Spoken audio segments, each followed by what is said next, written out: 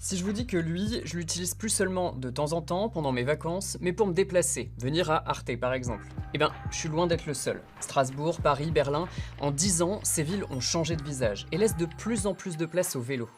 Mais du coup, comment l'expliquer? Pourquoi le vélo modifie les villes européennes? Déjà, petit aparté, mais on va surtout parler des aires urbaines. C'est là où l'usage du vélo a considérablement augmenté.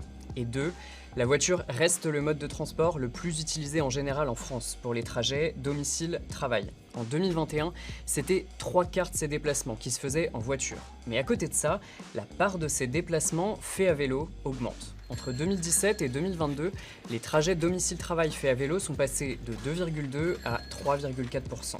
Ça peut paraître peu à l'échelle de la France, mais il y a d'énormes disparités, notamment dans les villes. À Paris, cette part des déplacements domicile-travail, elle passe à 4,9%, 14% à Bordeaux, 17% à Grenoble et à Strasbourg. Bref, ça c'est pour la France, mais on n'est pas forcément les champions du vélo. Donc, de quelle ville et pays parle-t-on? Un peu difficile à imaginer en France, mais à Amsterdam, il y a très souvent des embouteillages de vélos.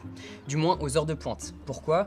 Parce que si l'on compare les 27 pays de l'UE, c'est aux Pays-Bas qu'il y a le plus de cyclistes. En 2019, 61,3% des Néerlandais utilisent régulièrement leur vélo pour se déplacer. Juste derrière, ce sont les Danois. À Copenhague, la capitale, le réseau cyclable est exceptionnel, c'est même le meilleur au monde, et les habitants l'apprécient. 47,5%, donc la moitié d'entre eux, utilisent le vélo. L'Allemagne est, elle, 6e avec 34% de cyclistes réguliers, et la France seulement 20e avec 15,4%. Tout en bas du classement, il y a Chypre, où seulement 0,6% des habitants font régulièrement du vélo. Ok, mais comment on peut expliquer de telles disparités? Pourquoi une ville est-elle plus ou moins cyclable? Eh ben, l'un des arguments majeurs, c'est la sécurité.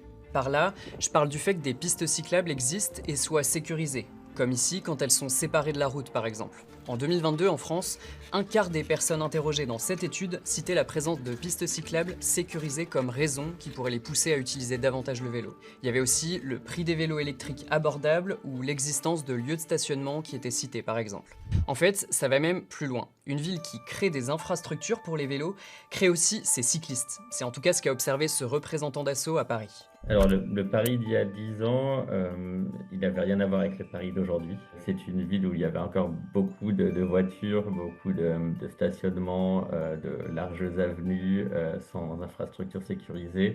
Et donc il était encore compliqué de se déplacer à vélo. Et sur ces 10 dernières années, on a vu une explosion des aménagements cyclables. Et lorsqu'on fait des aménagements, les personnes se mettent à faire du vélo. Ok, mais du coup, comment ces infrastructures modifient les villes? Un exemple, Copenhague, au Danemark. Ici, pour 100 km de route, il y a 52 km de pistes cyclables protégées. C'est un record mondial. Ça veut aussi dire plus de personnes qui vont arbitrer entre prendre le vélo plutôt que la voiture.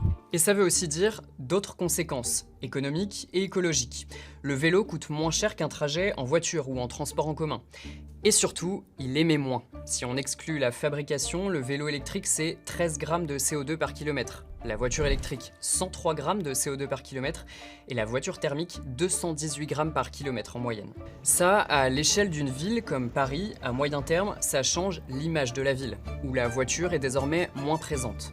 C'est une ville moins polluée, plus verte. Le réaménagement des grands axes et des petites rues a aussi permis de planter des arbres dont Paris a énormément besoin.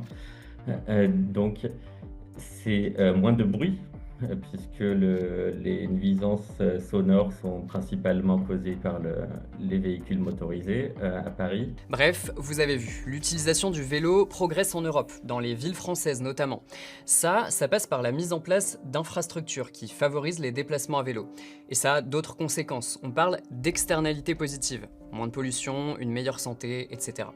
Je m'arrête là pour cette fois, mais vous, dites-nous ce que vous en pensez. À plus!